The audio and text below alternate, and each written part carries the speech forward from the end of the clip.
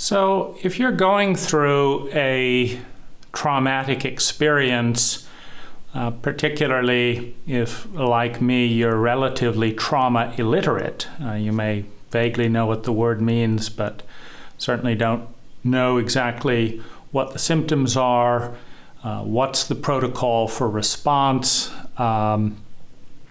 This is a couple of the things that didn't and did work for me. So the first step was trying to get to a point where we could acknowledge that some abuse happened with my primary abuser, Peter Sandhill. And so I attempted to figure out what was going on within that framework. Ultimately, since he was my therapist, although it turned out he wasn't licensed, I hired him for an hour to go over all of my grievances and reasons I thought that his treatment was off. And he, of course, denied it. And this is very commonly the case. There is a very important university study. It's highlighted in the book, The Black Swan, but it points out that the competency needed to be good at something is the same competency needed to know if you're good or bad at that thing. In other words, you really need to understand a topic and an area before you can evaluate how good you are or are not in that area.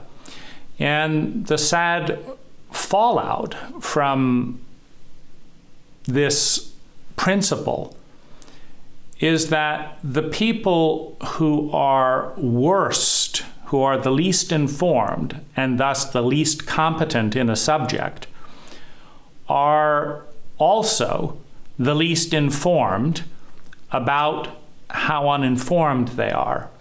And if you're ignorant that you're ignorant, then people that have a survival coping mechanism of general high competency and high opinion can present to an uninformed public that they know all about this and are doing a great job.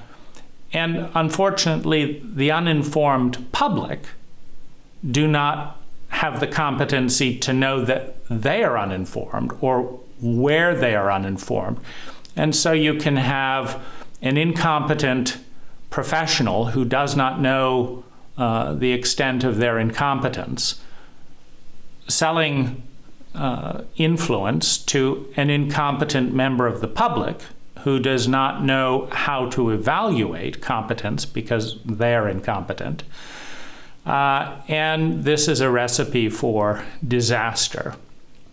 When I realized I wasn't going to get anywhere with Peter, I explained the whole thing to all of the Human Awareness Institute facilitators in a 45-minute recording that outlined sexual abuse, gross therapeutic incompetence, marital infidelity, breach of contract and ethical agreements with the Human Awareness Institute.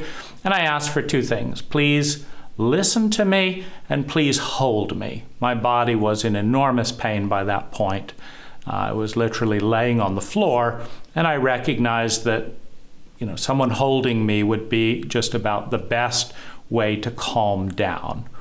And when their response was to invite my abuser into a meeting and exclude the most important person in the meeting, which is the survivor of the abuse reporting on the abuse, and not to hold me and not to listen.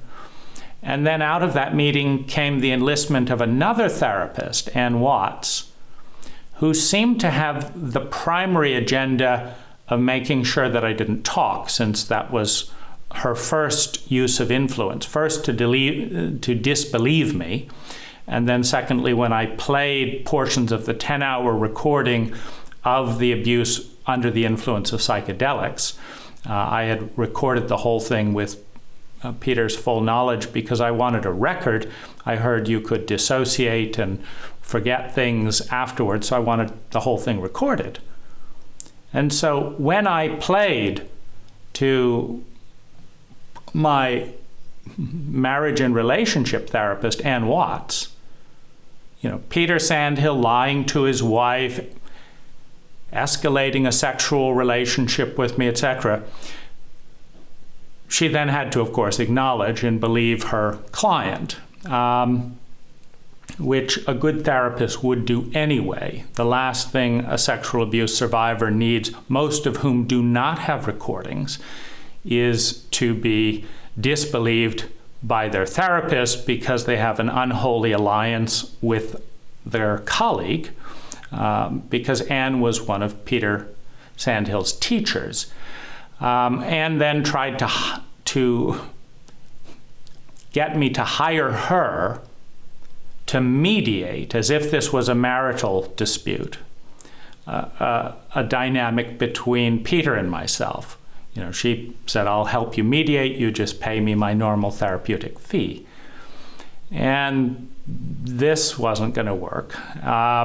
And perhaps because she wanted to maintain a window into what happened as a way of maintaining leverage, she then agreed to hire Peter to pay her bill, to provide support. She did not do any of the right things, unfortunately. Her main influence was when I said we should tell the community what's going on, which would have ensured safety for other participants and support for me. She came back strong. "No, we don't want you to tell anyone. We think it's best for you and Peter if nobody knows about this." So that endangers other participants. And if you're aware and you understand ethics, you understand that a leader's primary responsibility is to the people they serve. So Anne's primary responsibility in that context is her client's well-being and the well-being of the community. However, in corrupt power structures, that gets twisted into protecting the organization's reputation. Now, this, of course, is traumatic, so pain levels kept escalating. And I engaged with the system because I had nowhere else to go. The problem with being abused by your therapist is you don't have a therapist to go to talk safely with how your therapist is abusing you. And that's why this is such a big deal. I stayed engaged enough to realize that I felt diminished and hurt by just about every interaction, because there was some element in every interaction that communicated to me that your well-being is second and our needs come first. Well, that's normal in survival-based frameworks. I mean, this is a large portion of the reason why so much abuse happens in our culture is one party feels that their needs, whether it's their need for sex or their need for love or their need for money or reputation or whatever, is somehow jeopardized by the situation.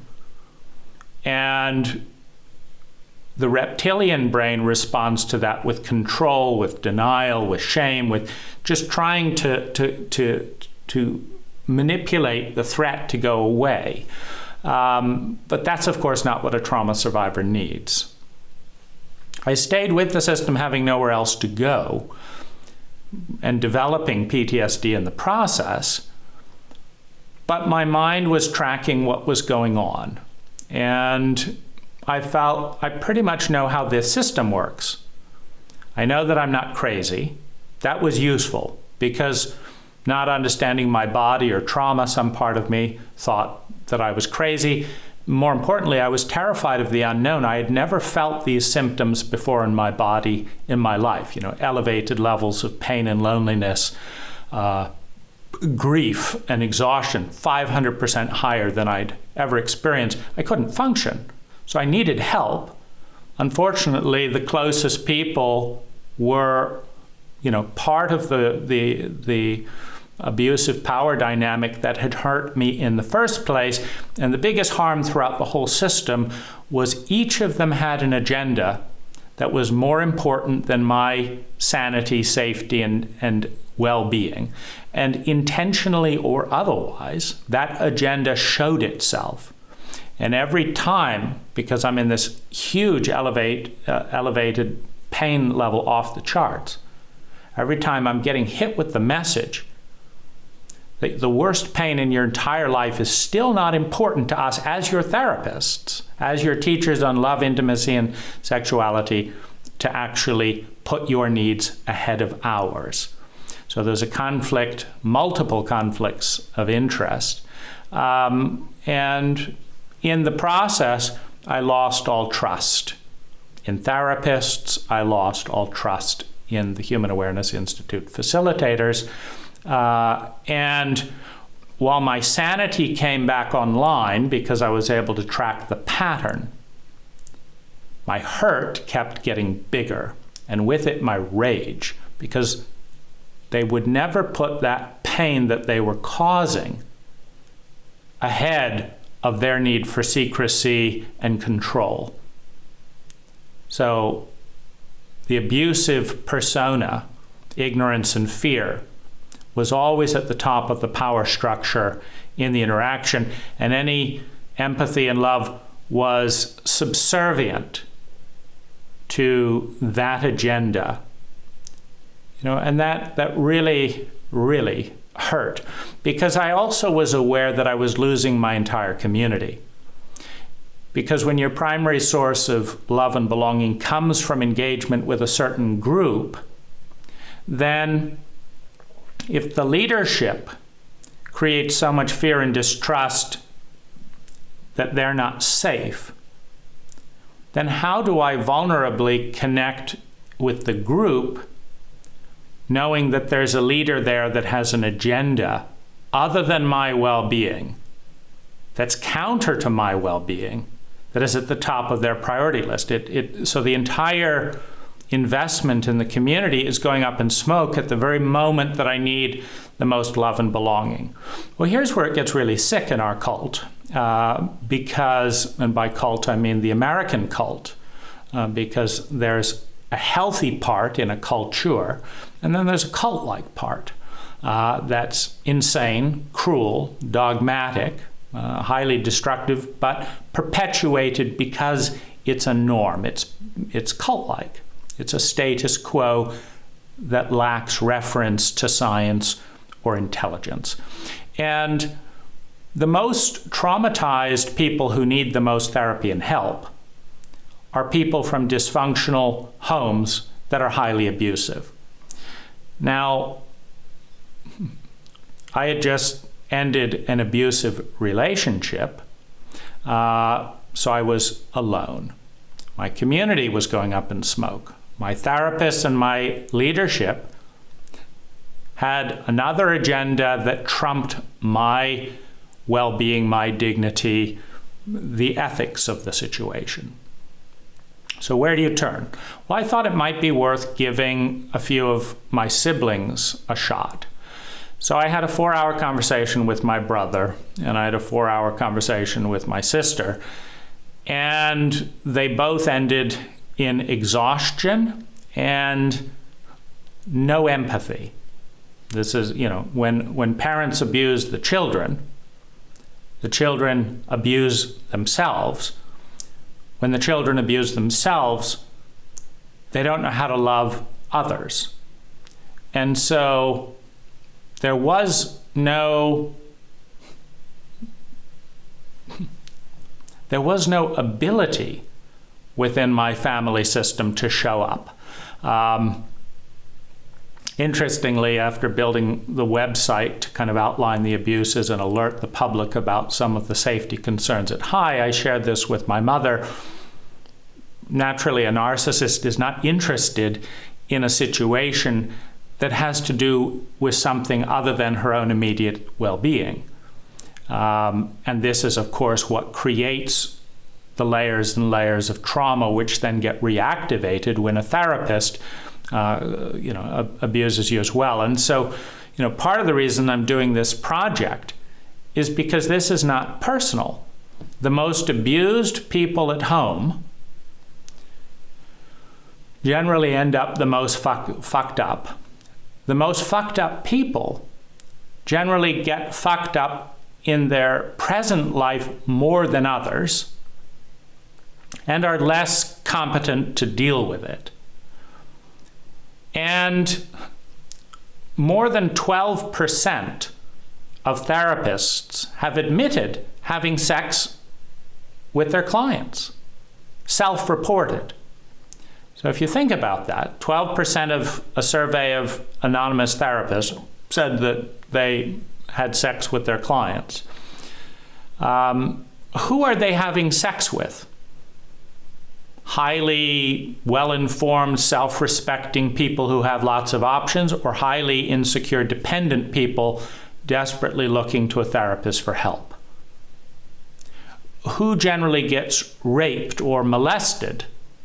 Is it the well-connected, high self-esteem individual, or is it someone who communicates in their body language, I'm not going to fight back because I'm scared? And so, one has to think that if 12% of therapists reported that they sexually abused their clients, the number is much higher. And I had been sexually abused by Peter Sandhill 10 years earlier, which I had gotten myself out of when he had suggested that I do MDMA with him in his house and pay him.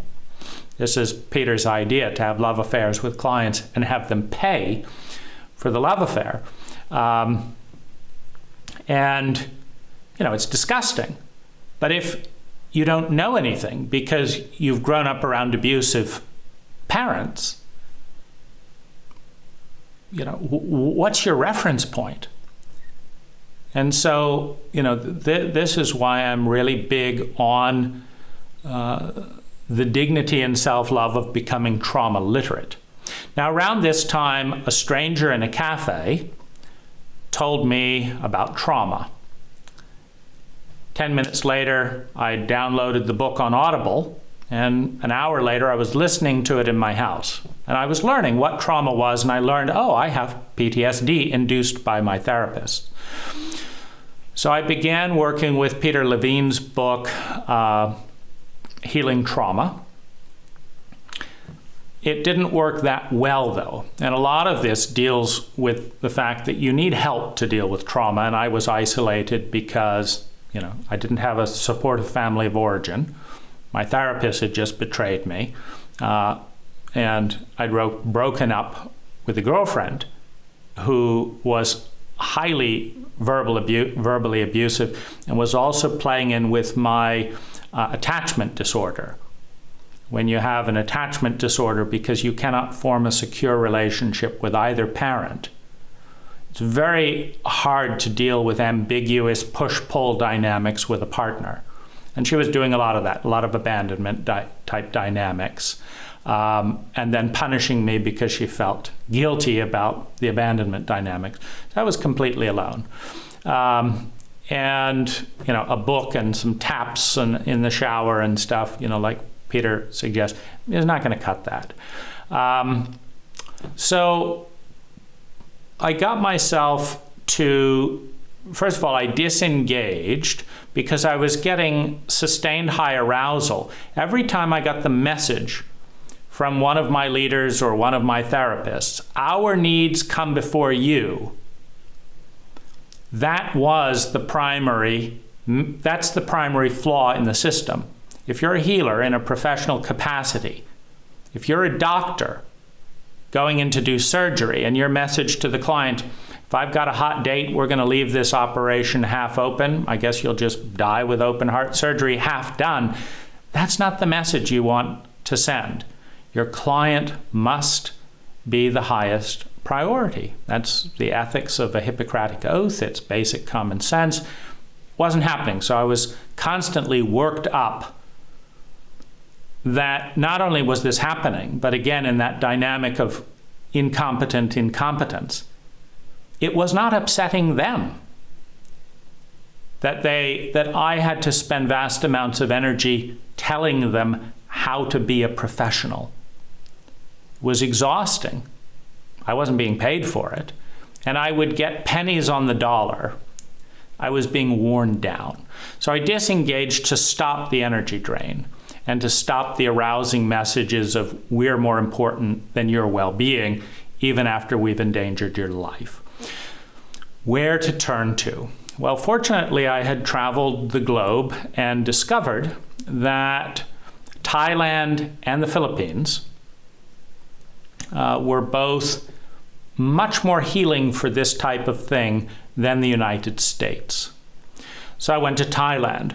Now, unfortunately, an ex-girlfriend who Peter Sandhill had been trying to encourage me to marry, had been pursuing me. She was in the same push-pull dynamic. If I went close to her, she pushed me away cruelly.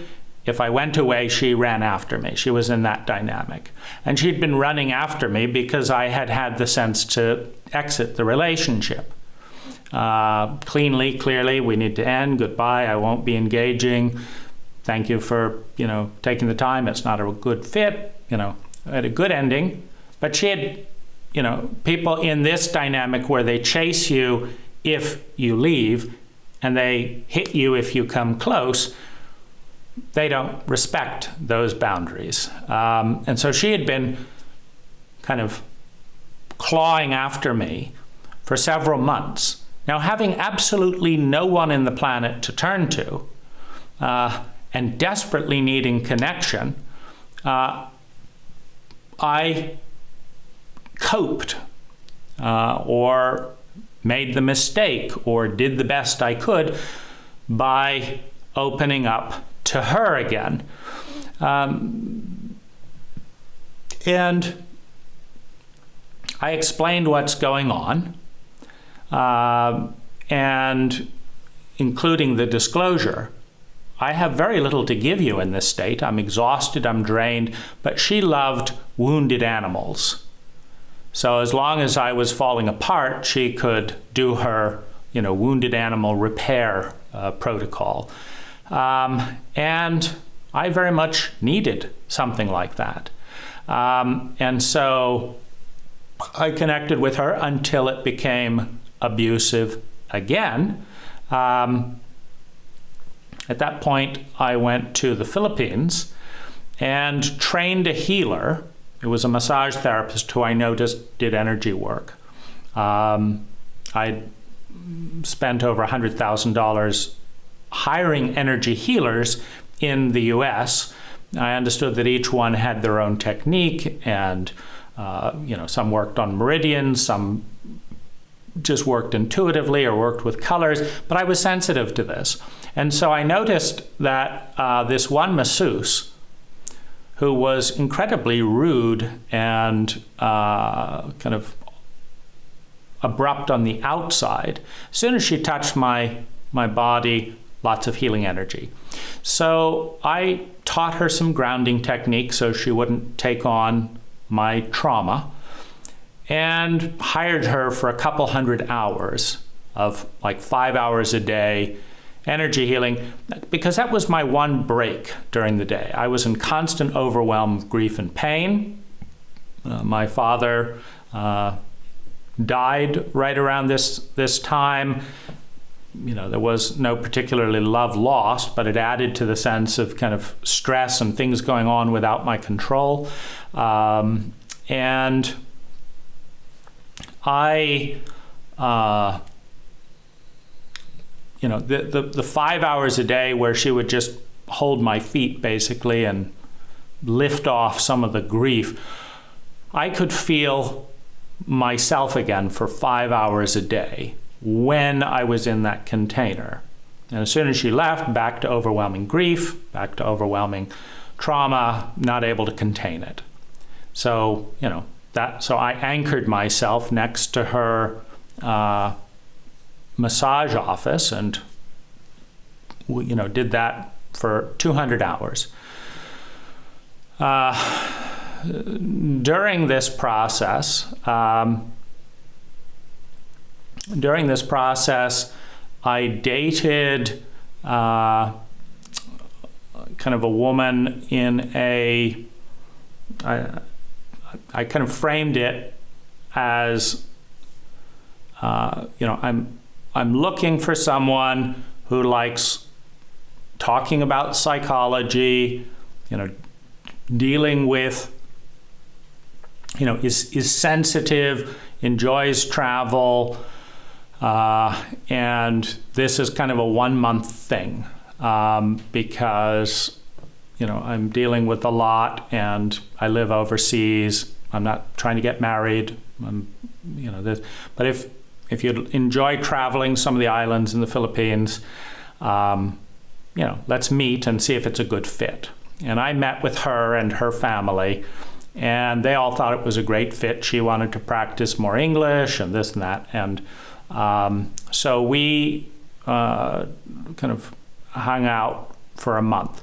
That was incredibly healing because she was such a lovely woman. I could put my attention outward, and I enjoy teaching, and there were a lot of things that she was curious and interested about. And so, I was able to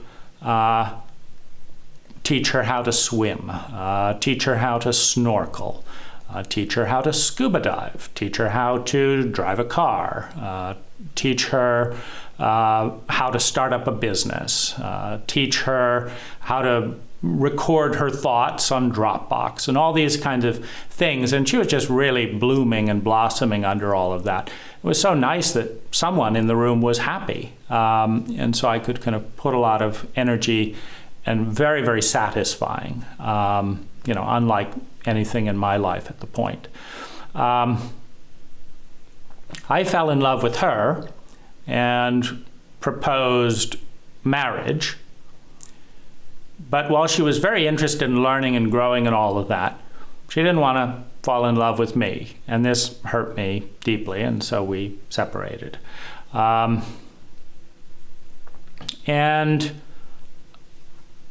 I went back to Thailand and kind of had a couple of rocky kind of starts that didn't connect. Was just kind of in coping mechanism. And I connected with an older Thai woman who was married in a platonic relationship. She was just an empath. She would just really care for me and talk to me, and she'd weep, seeing how much pain I was in. And I would feel like someone notices, which was a real wound back in the US. So that was, incredibly healing.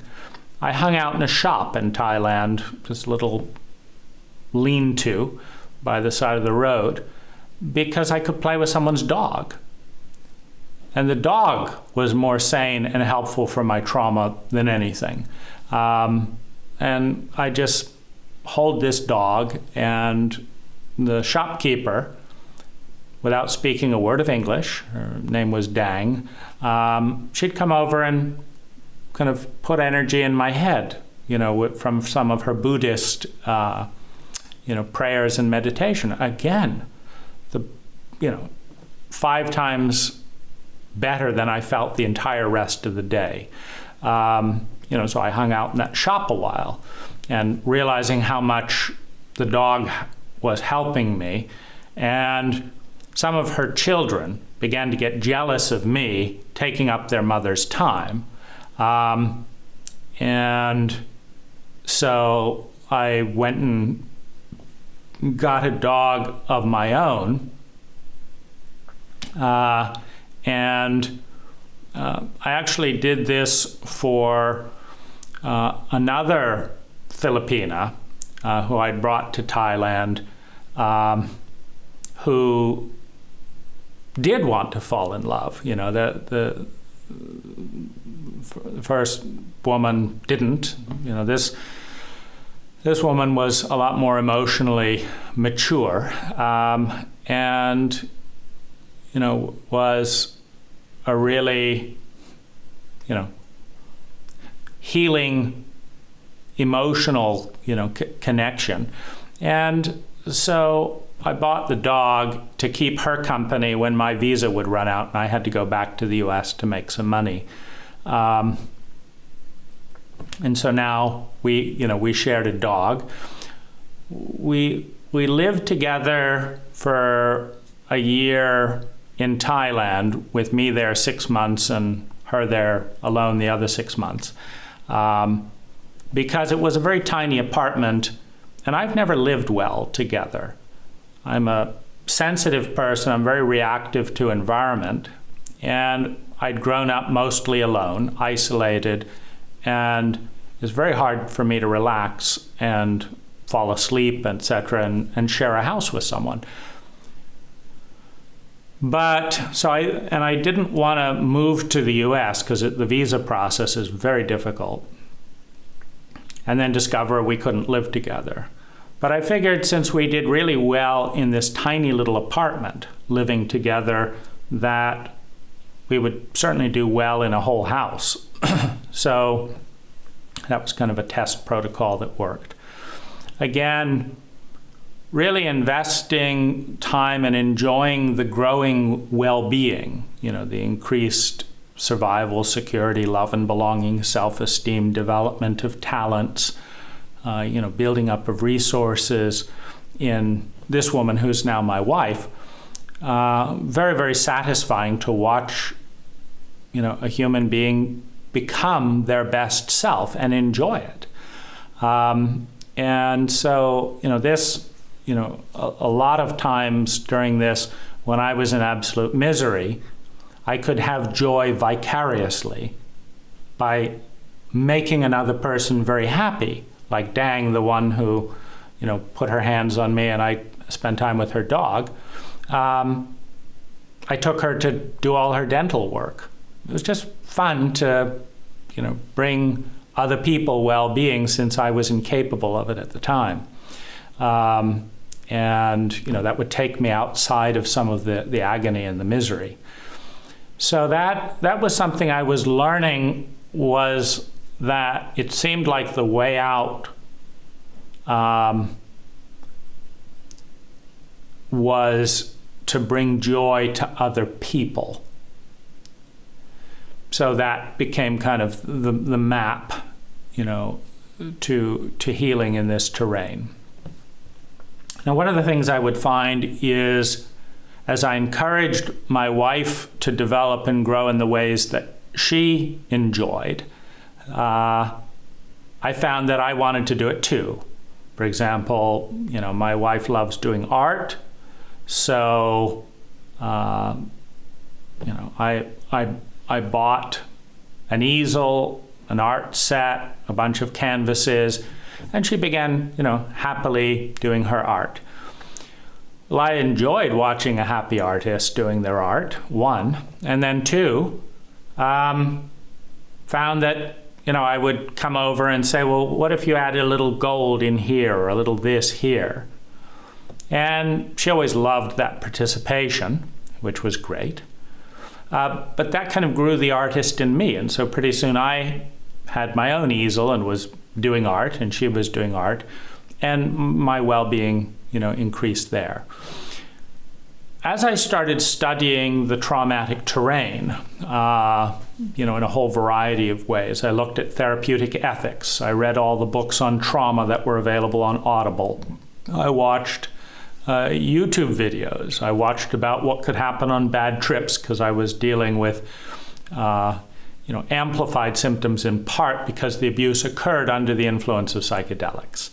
And so I looked at, you know, all of what did healthy therapeutic use look like with psychedelics, where that could go wrong, validating my feelings, all of that. I started a nonprofit around that time. I was incapable of giving full attention to anything because it brought me too much in my body, which was in too much pain. So my workaround was I was very fortunate to have a very competent virtual assistant. And so I could think clearly enough to give him direction. And so I would, tell him, figure out how to start a nonprofit. And he'd go off and do that research, say, this is how you do it. And I'd say, okay, do it. And in this, there was some sense of traction. So even though I couldn't function, my assistant is hyper-functional, and I could give direction. For example, my wife, when it came to immigrating to the US, it was impossible to get her into the country in any legal way other than to marry her. Of course, ridiculous, but I wrote to the US consul, I explained the situation, and they really don't care about human beings and personal issues. They just said, this is our policy. Here's how we spend your tax money. One message after another like this, really drove home how sociopathic many of our systems are. But my assistant handled the visa. And I first hired a visa company, and they bungled it so much that I gave it to my virtual assistant, who got it done reliably and competently without any mistakes. Again, he'd have to read 40 pages in order to know how to fill in one page, because that's how arcane the bureaucracy around immigration is. But it took a year, but finally my wife could actually join me in my own house. And if I had had to fill out a single one of those forms, it was too much. I would answer verbal questions, and he would fill out every single form and send it to me and say, sign here, initial here, sign here. Then he'd read it to make sure I did what he asked, because I'm unreliable with PTSD, and then send it off. And in that way, I now have a wife in my own country. Huge. And so, I would certainly point to the awareness. I learned about virtual assistants from Tim Ferriss and the 4-Hour Work Week. I had done that 4 years prior to this happening. And so by this time, my assistant and I had an excellent relationship, and I send him audio messages and he executes. And does a better job than anyone I've ever met at executing detail. So I'm, just in heaven. I don't, I could not have done 90% of this without his help. And I'm very grateful. And I've also took an interest in his life. As I say, I enjoy watching people grow. So, over the period of my relationship with him, I had helped him double his income. I had helped him cut to being able to work 4 hours a day so that he could make twice as much money as he did when I met him, working 4 hours a day rather than 16 hours a day, and could start building a family and spend time with his wife. And he bought a house and learned lots of skills, and became a tremendous ally. And I helped him with psychological things if they came up in his marriage or with his new infant, who had a traumatic birth. And so it's nice to help other people lift their quality of life along the way. And as I say, whether or not I'm personally miserable, I can enjoy the stepping stones of people around me, you know, climbing the ladder of well-being. And so this you know, was coming along. All the time out of the country had hurt my business severely and depleted savings.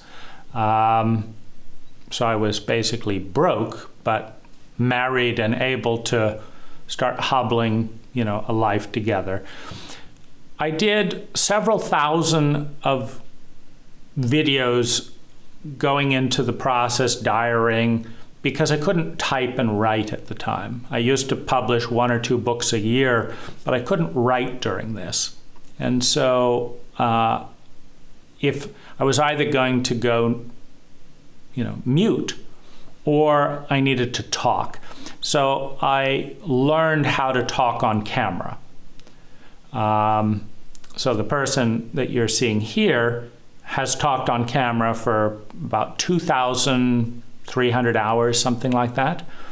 And, you know, that is a useful skill set. In the back of my mind, I'm always looking how to win while losing. So of course, it's a tremendous loss to not be able to write. So how do you win by losing? Well, video is becoming an even more important medium of expression than books, because more and more people around the world are watching more and more YouTube videos and reading less and less books. Now that's neither here nor there in terms of is that a good trend or a bad trend, but it does mean that learning to speak and articulate on camera is a valuable talent in this particular time in history. And so if I am going to be rendered incompetent to write a book, can I still express myself in video? And just like anything takes practice. So can I learn to talk on camera? Well, if you do it for a few thousand hours and watch other people speak that you like and notice this and notice that and watch the video and change the light, the lighting gets better, the microphone gets better, the camera gets better, the kind of note-taking process gets better, it becomes more comfortable to speak, and you know, you do all that for a few thousand hours, well, it's noticeably better than it was at the beginning. So, you know, that's winning while losing. And that's an important kind of part of this whole process to me. I recognize that I'm a very lucky person to be sexually abused and have PTSD. I own a business. I've been laying on the floor for months at a time, hardly able to move. Well, most people would get fired, but business owners don't fire themselves. And so while I might have been a terrible business owner, if I had a boss, I didn't have a boss. And I was able to, you know, get it together to run my business, to like have an hour of sanity. So I'd go out on the job site and inspect the crew and what they did and do this. And I might have been impatient and, you know, unfriendly because I'm in enormous amounts of pain. And it's taking a lot of energy. But I can still correct all the mistakes so that the quality of work doesn't suffer for my clients, and hold it together to sign contracts, etc. And so, you know, that's just incredibly lucky. So how do you win while losing? Well, I thought one win might be to be a friend for thousands of trauma survivors over the next 20 years. Well, how do you do that? Well, how about making a diary about living with trauma as it was going on and dealing with everything that was going on and turning it into an asset so that someone else watching this wouldn't feel so alone.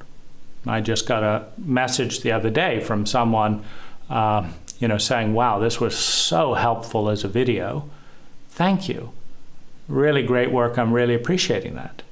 Well, the nice thing with leveraging on video is he can go through that and no one can watch the video for 5 years. And in 5 years, another person can stumble across it and be dramatically helped at a critical, painful moment of their life and perhaps tip it away from suicide or addiction or as much self-mutilation. That's a success. And so all of these things, how to win while losing, became, an underlying theme. How to learn from this. I also found it beneficial to enter my marriage in the worst physical and psychological state of my life. So I'm sexually underperforming because I'm depressed and exhausted. I'm mentally incoherent a lot. I lost coherence in the ability to put thoughts together. Again, a couple thousand hours of practice and you get some of that back. But I looked at this and I said, this is great. I have never been such a horrible relationship partner in my life. My finances are falling apart. I'm sexually underperforming. I'm self-absorbed. I'm incoherent. I'm impatient. I'm in a lot of pain. And I'm in a small apartment, on the other side of the world. I thought, this is fabulous. Because when I met my wife, she was in a terrible place. And I decided, let's do something about seeing that she can have a bright future. And when she took off, just learning by leaps and bounds, etc., I thought, wow, this is a beautiful woman to watch grow. So I fell in love with my wife while trying to be of service to someone I was initially not the slightest bit attracted to. I just thought, how do we turn this into something beautiful? Well, I'm now in this situation where I feel so terrible that I know what it's like to feel terrible. So I'm more empathic with other people in that situation. That's new. Meaning I was not as self-centered in that way. Because I got how much abuse can knock someone down and how valuable help is in that place. And I decided, I'm going to help this person. I'm going to help a human being. And I may or may not be able to get myself out of this, but I think I can help her get out of this, because her problems were mostly logistical. Mine were mostly psychological. And hers lifted easily as soon as the logistics shifted. Mine didn't.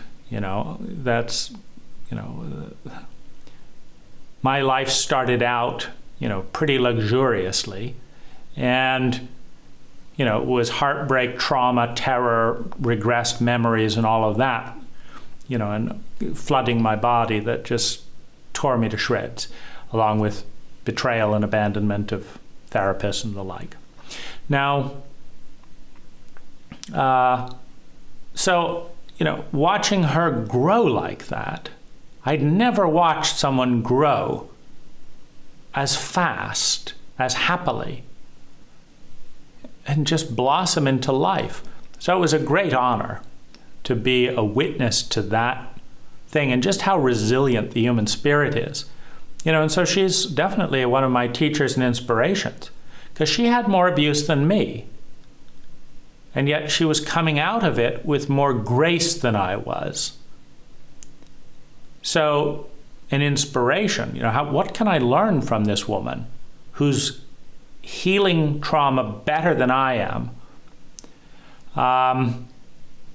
so it's a great honor to watch someone succeed where you need to succeed. And so that was, a big, big thrust. And, I realized the happiest moments of my day were watching her overcome her obstacles and growing. And I thought rationally, if I disengage and go back to the US, she's waited 24 years and hasn't come across someone that gave her these chances to grow. What a waste of that life to not have some opportunities. And so, I looked at it. The happiest moments of my day are watching a woman blossom. I seem to be the person who can do that better than any person in her life. I enjoy doing it. I'm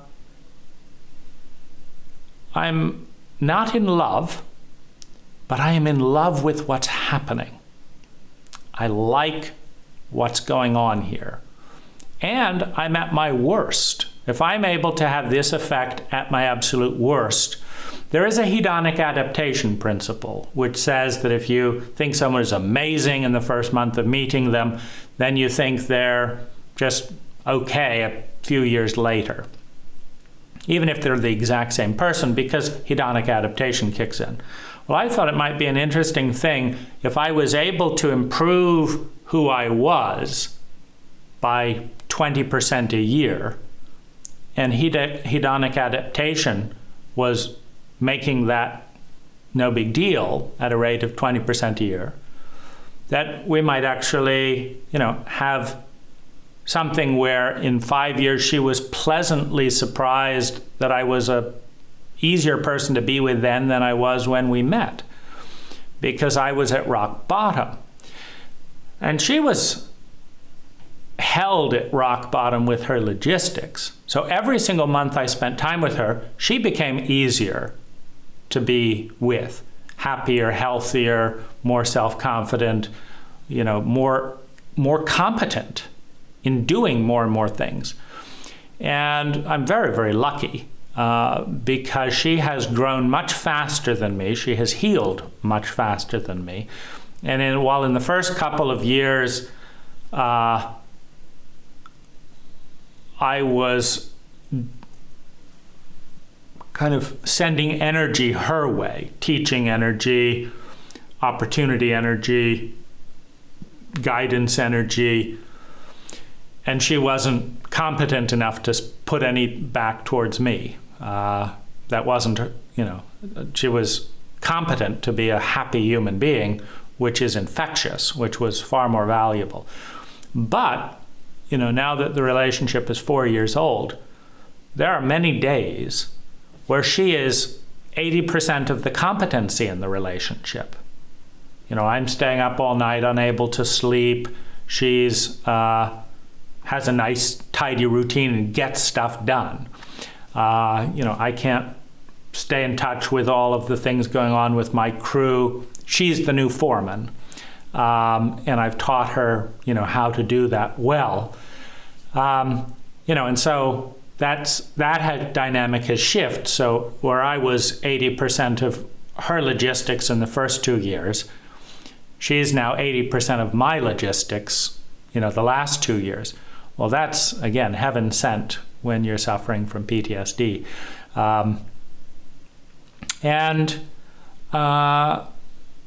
I needed to kind of restore finances.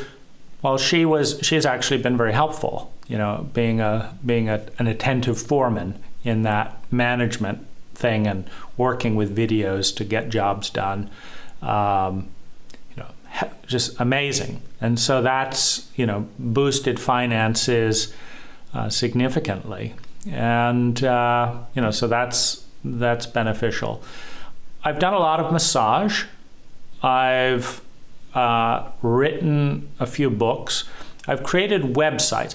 Videos like this are a mixed bag, meaning I like the idea of them. I like the idea of stories like this being out there, but my neck is hurting me. my shoulders are hurting me, my back is hurting me, which is saying that just revisiting these traumas is still so painful, it hurts my body, even though I'm talking about the growing and the success. So there's a cost. I'll need to sleep an extra hour to compensate for this hour of video. These are things that are a learning process because I don't know till I sit down. One of the things that got wiped out was my instinct. My instinct has gotten wiped out and cross-wired. There's so many cross-wirings that occurred around the trauma that I do not have good instincts, and I used to have incredibly good instincts. That is terrifying. There again, my wife has very good instincts. So what have I learned? I've learned that in any important decision, I ask my wife and I watch her. And I listen to her dreams, her night dreams. What did you dream last night? Okay. What do you think that meant? I see. Why don't we make this change then? I have consistently pivoted my life to make my wife happy. And not only do I have a happy wife, but I've watched that my happiness goes up more reliably, meaning my instincts are off, so I don't know it. I think I'm doing it for her. You want to do that? Fine, let's do it. We do it. Suddenly, I'm enjoying myself more than I would have otherwise. So we watch a lot of her movies, and they're better than my movies.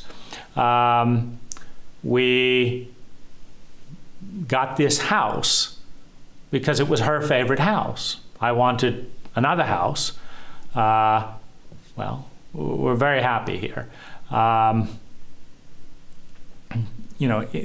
She was the pivot point to getting the dog. I didn't want her to be lonely when I was away, so I got her a dog. Well, the dog has improved my life 25%. She wanted a little electric car, whereas I had a Toyota Tundra. Well, it wasn't soon after getting that car for her that I wanted to drive her car and said, you take the Tundra, which worked out well since she's, now the foreman. So thank heavens there is a guidance system that works, since that's one of the more frightening aspects of trauma and PTSD is losing one's guidance system. I lost my mental guidance system when I realized that everyone I trusted most had betrayed me and that my family of origin was incompetent. Well, I don't separate that from me, meaning I chose these people. I chose these people thinking these are the best people I can possibly find anywhere. And they hurt me a lot. So I'm all excited to pick the next best people that I think will help me. I've got a bad track record, meaning I've proved that my filter system mentally doesn't work. And then I used to have a good intuitive guidance system, and then the trauma has fucked that up. So I can no longer trust that my mental guidance system is correct. And my instinctive is all over the map and filled with anxiety.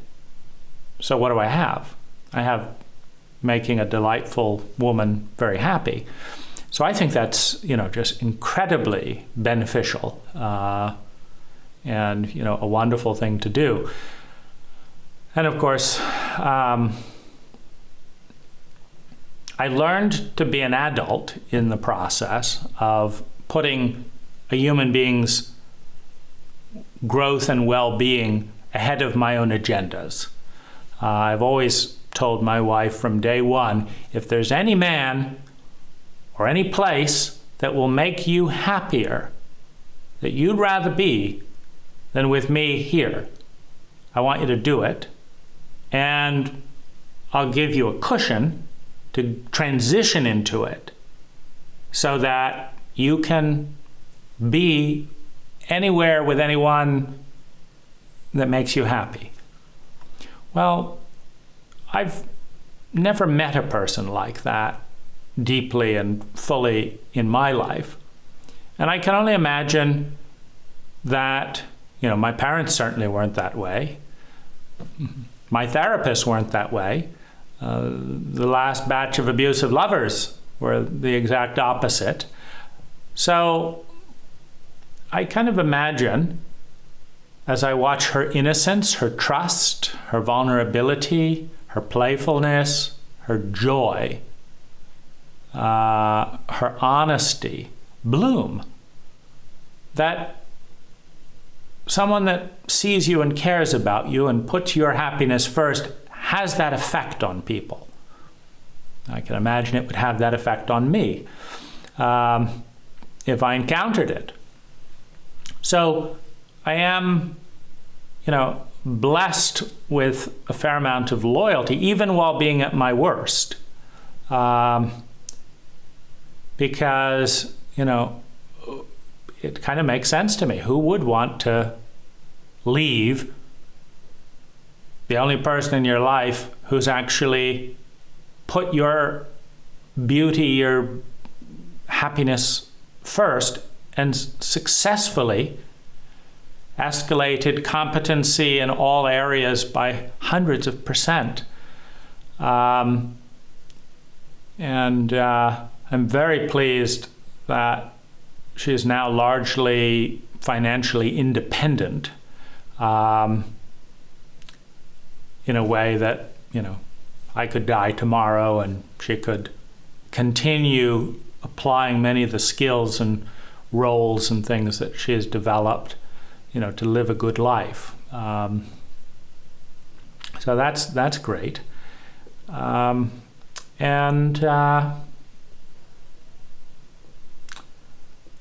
Cigars have been a mixed bag. They help me think in a way that's very hard to do with PTSD. So I've become, you know, a smoker of 1 to 2 cigars a day, versus when I started this, maybe half a cigar a week. And some of that is just addictive. I also overate when I couldn't manage my feelings. I also did a lot of Thai massage in the 2 to 3 hour range, you know, a slot. I spent a lot of time talking with, you know, nice Thai people, and a lot of time swimming and kind of resting in the ocean.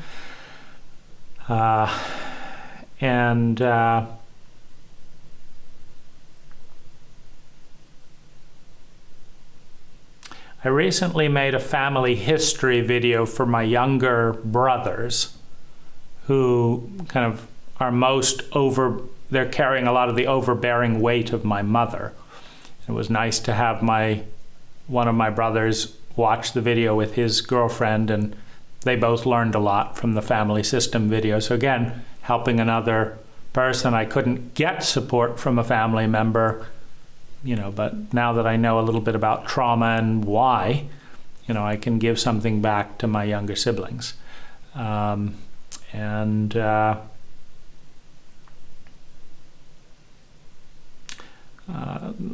other thing that's worth noting is my interest in Elon Musk, Tesla, and SpaceX.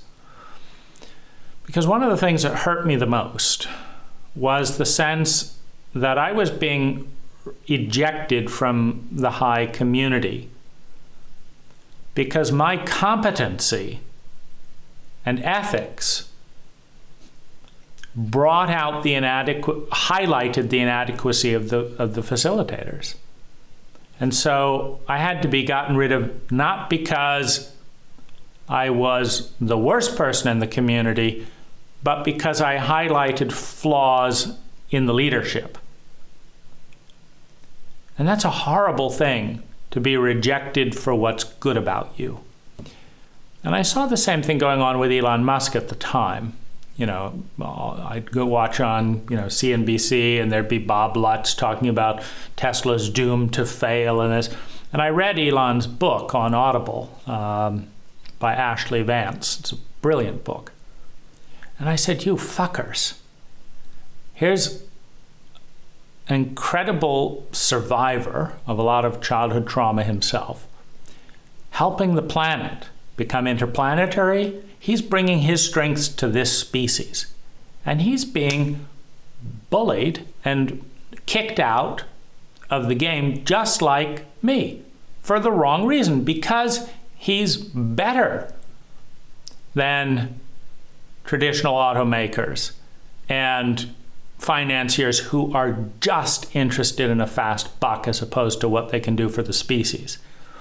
And I thought, you know, I learned all I could about the business. I put all of my retirement fund in Tesla stock, not because I thought it would make any money, but I wanted a brain like that working with that money.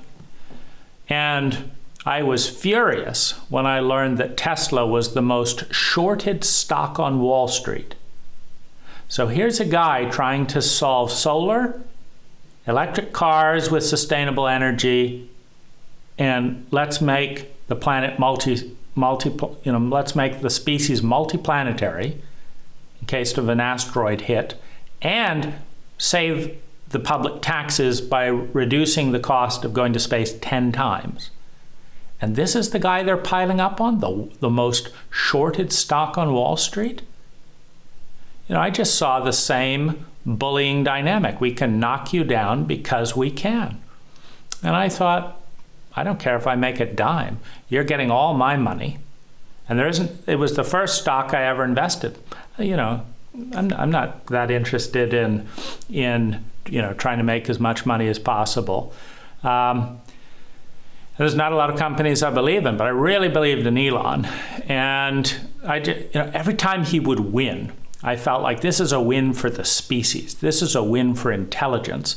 This is a win for me. Because Elon is my hero. He's in unimaginable pain, but he's toughing it out. He's not letting it stop him. So Elon became a role model for intelligence winning out over muscle and mass. And, I'm just so touched by his perseverance, 100-hour weeks, spending every last penny, doing everything he can to make the very best car. And, it's a nice side effect that my money has gone up 10 times. And finally, he's not the most shorted Wall Street, in person in that. And that's one of the, I loaned money to my wife so she could buy Tesla because, and, she's now got, a comfortable, far more than she's ever had in her whole life.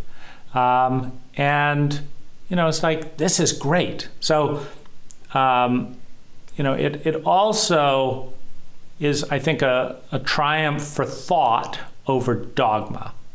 So those are, I think, many of the highlights. I've done sleep hypnosis, with audible 8-hour sleep hypnosis when I can't sleep. I've allowed myself, like it's 2 a.m. right now, I've allowed myself to kind of manage my stress through changing my, my daily routine.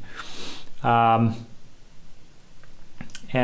I built myself a little studio to do these things, which is a big outlet for kind of creative contribution.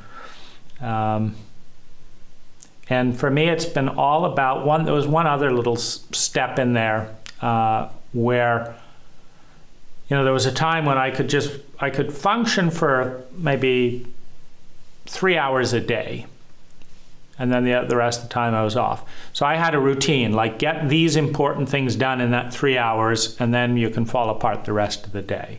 And that was a nice thing because I'm a fear-based person from early complex PTSD in childhood. I'm always imagining the worst case scenario. So when I suddenly lose energy, lose community, all this type of stuff, there's a lot of worst case scenarios to worry about.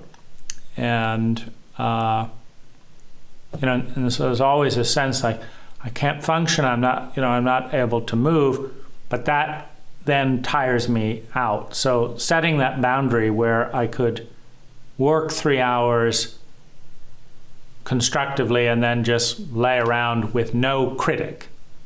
I've done my routine. I've succeeded. I can sleep, watch Netflix, hang out, lay in the ground with my dog, whatever, for the rest of the day, and survive.